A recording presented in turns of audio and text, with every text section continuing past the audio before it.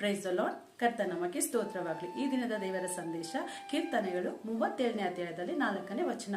ಈ ವಾಕ್ಯ ಹೀಗೆ ಹೇಳ್ತದೆ, ಆಗ ನೀನು ಯೆಹೋವನಲ್ಲಿ ಸಂತೋಷಿಸುವೆ, ಆತ ನಿನ್ನ ಇಷ್ಟಾರ್ಥಗಳು ನೆರವೇರಿಸುವನು. ಹಾಲೆಲೂಯಾ. ಇಲ್ಲಿ ದೇವರು ನಮಗೆ ಒಂದು ವಾಗ್ದಾನ ಕೊಡ್ತಾ ನಿನ್ನ ಇಷ್ಟಾರ್ಥಗಳ ನೆರವೇರಿಸ್ತಾನೆ ಅಂತ.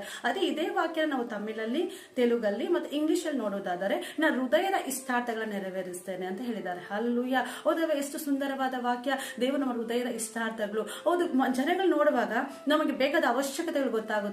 ನಾವು ನಮ್ಮ ಕುಟುಂಬದಲ್ಲಿ ನೋಡುವಾಗ ನಮ್ಮ ಅವಶ್ಯಕತೆಗಳು ಗೊತ್ತಾಗುತ್ತೆ. ಬಟ್ ಪ್ರತಿಯೊಬ್ಬರ ಹೃದಯದಲ್ಲಿ ಒಂದು ಆಸೆ ಅನ್ನೋದು ಇರುತ್ತಲ್ಲ, ಅದು ಆಸೆನ ಎಲ್ಲಾ ಹತ್ರನೂ ಹೇಳೋದಕ್ಕೆ ಆಗಲ್ಲ, ಎಲ್ಲಾ ಹತ್ರ ತಿಳಿಸಿ ಅದನ್ನ ನೆರವೇರ್ಸಕ್ಕೆ ಆಗೋದಿಲ್ಲ. ಬಟ್ ದೇವ್ರು ಹೇಳ್ತಾರೆ ನಿನ್ನ ಹೃದಯದ ಇಷ್ಟಾರ್ಥ.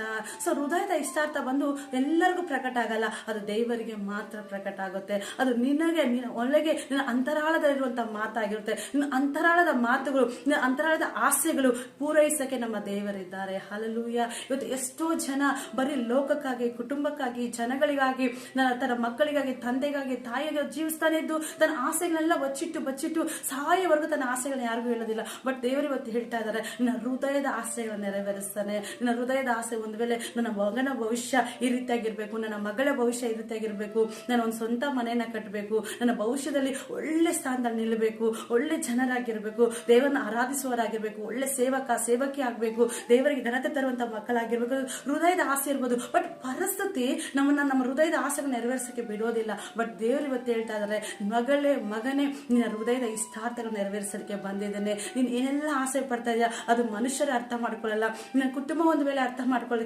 ಮಾಡ್ಕೊಳ್ಳೆ ಹೋಗ್ಬೋದು. ನೀವು ಹೆಚ್ಚಾಗಿ ಪ್ರೀತಿಸುವ ಗಂಡ ಆಗ್ಲಿ, ಹೆಂಡತಿ ಆಗ್ಲಿ, ಮಕ್ಕಳಾಗ್ಲಿ, ತಂದೆ ತಾಯಿಗಳಾಗ್ಲಿ, ಅವ್ರು ಕೂಡ ಅರ್ಥ ಮಾಡಿಕೊಳ್ಳಕ್ ಆಗದೆ ಇರ್ಬೋದು. ಬಟ್ ದೇವ್ರು ಹೇಳ್ತಾರೆ, ನಾನು ನಿನ್ನ ಹೃದಯದ ಇಷ್ಟಾರ್ಥಗಳನ್ನ ಅರ್ಥ ಮಾಡಿಕೊಳ್ತೇನೆ, ನಿನ್ನ ಹೃದಯದ ಇಷ್ಟಾರ್ಥಗಳನ್ನ ನೆರವೇರಿಸ್ತೇನೆ. ಇವತ್ತು ಯಾವ ವಿಷಯದಲ್ಲಿ ತುಂಬಾ ಆಸೆ ಪಟ್ಟು ಹೃದಯದಲ್ಲಿ ಮುಚ್ಚಿಟ್ಟಿದ್ರು, ಇವತ್ತು ಏಸು ನನ್ನ ಅದು ನೆರವೇರ್ಲಿಕ್ಕಿದೆ. ನಿನ್ನ ದೇವರು ಅದನ್ನ ನೆರವೇರಿಸಲಿಕ್ಕೆ ನಿನಗಾಗಿ ನಿನ್ನ ಕುಟುಂಬಕ್ಕೆ ಬರ್ತಾ ಇದ್ದಾರೆ. ಸೊ ಪ್ರಕಟಣೆ 3:19-20 ಹೇಳಲ್ಪಡ್ತಾ ಇದೆ, ಇದು ಬಾಗಿಲಲ್ಲಿ ನಿಂತು ತಟ್ಟುತ್ತಾ ಇದ್ದಾನೆ, ಯಾವನೊಬ್ಬನು ಒಂದು ಬಾಗಿಲನ್ನು ತೆರೀತಾನೆ ಅವನೊಳಗೆ ನಾನು ಬಂದು ವಾಸ ಮಾಡುವೆ. ಹಾಲೆಲೂಯಾ. ಇವತ್ತು ನಮ್ಮ ಹೃದಯದ ಬಾಗಿಲು ದೇವರು ತಟ್ಟಲಿಕ್ಕೆ ಬರ್ತಾ ಇದ್ದಾರೆ. ನನ್ನ ಹೃದಯದ ಇಷ್ಟಾರ್ಥಗಳು ದೇವರು ನೆರವೇರಿಸಲಿಕ್ಕೆ ಬಂದಿದ್ದಾರೆ. ರೆಡಿಯಾಗಿದ್ದೀರಾ? ನಾವು ಒಪ್ಪಿಸಿಕೊಡೋಣ. ಸ್ವಾಮಿ, ನನ್ನ ಹೃದಯದ ಆಸೆಗಳನ್ನ ಅರ್ತಿರುವ ದೇವನಿಗೆ ಸ್ತೋತ್ರ, ನನ್ನ ಹೃದಯದ ಆಸೆಗಳು ನೆರವೇರಿಸುವ ಕರ್ತನಿಗೆ ಸ್ತೋತ್ರ ಅಂತ ಹೇಳಲ್ವಾ. ಹಾಲೆಲೂಯಾ. ಕರ್ತನೆ, ಅನೇಕರು ತನ್ನ ಆಸೆಗಳನ್ನ ಮುಚ್ಚಿಟ್ಟಿದ್ದಾರೆ ಕರ್ತನೆ, ಅನೇಕರು ತನ್ನ ಆಸೆಗಳನ್ನ ಹೊರಗಡೆ ಹೇಳಕ್ ಆಗ್ತಾ ಇಲ್ಲ ಕರ್ತನೆ. ಅಪ್ಪ, ಪ್ರತಿಯೊಂದನ್ನು ನೋಡುವ ಆತನು, ಅಂತರಂಗದಲ್ಲಿ ಕರ್ತನೆ ಎಲ್ಲವನ್ನು ಅಪ್ಪ ನೋಡುವ ಕರ್ತನು. ಇವತ್ತು ನಿಮಗೆ ಮುಚ್ಚು ಮರ ಯಾವುದೂ ಇಲ್ಲ ರಾಜ.